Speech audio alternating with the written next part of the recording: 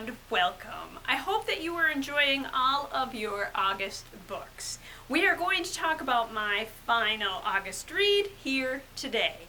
It's the book I read to fulfill the prompt to read a book in one sitting, plus make a snack inspired by that book. We'll talk books, then we'll talk snack. The book I read was the Manga Classic version of Les Misérables by Victor Hugo. It's nice to have an option to read a manga version of this book because the actual unabridged, translated to English book is quite long. My paperback copy is over 1,400 pages. So you may have seen the musical, you may have seen a movie. You may be familiar with the story, but just in case we're not, I will talk a little bit about it, kind of give a summary of the beginning of it. I'm not going to go too far into depth because I don't want to give too much away. It's 1815 in France. Jean Valjean is finally being released from prison, where he has been for years.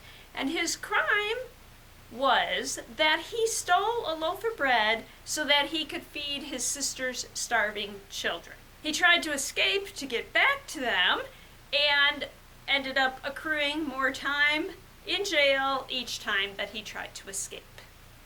Those released from prison at that time were required to carry yellow passports, and they had to show those passports at every city or village they arrived in. So there is no way for Jean Valjean to keep his past secret from those in the cities and towns that he goes to.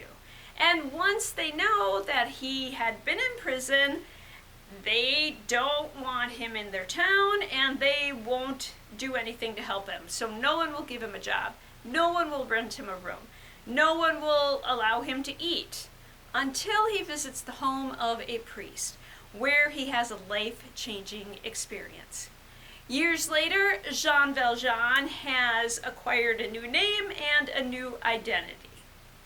He meets a poor woman, Fantine, who has left her daughter Cosette with a family in a nearby city. And this family is supposed to be taking care of Cosette, and Fantine is sending them money. But they keep asking Fantine for more and more money, saying that there are so many more expenses for Cosette. So she needs new clothes, she needs a warm coat, she needs medicine because she's sick. But when Fantine sends the money, they spend it on themselves.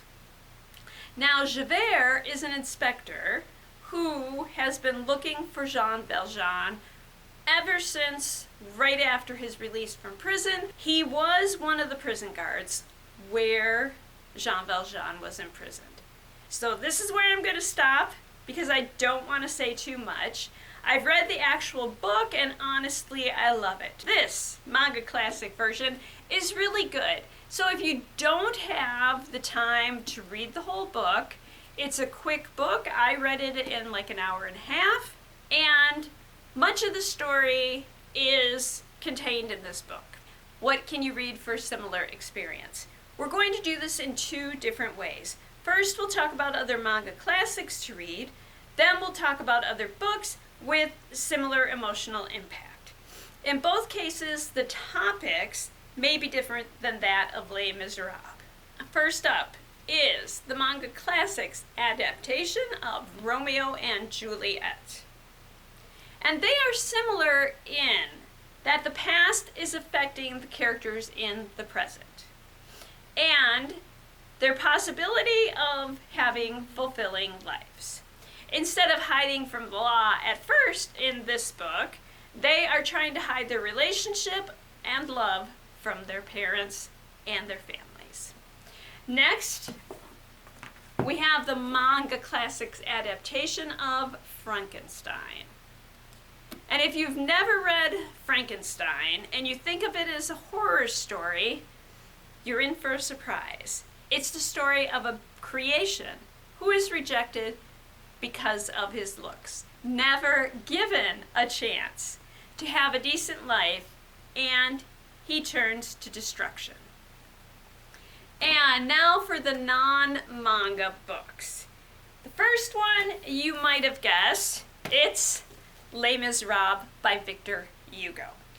We talked earlier about the story of this book, or at least the beginning of it. It is the story of redemption, acceptance, and love.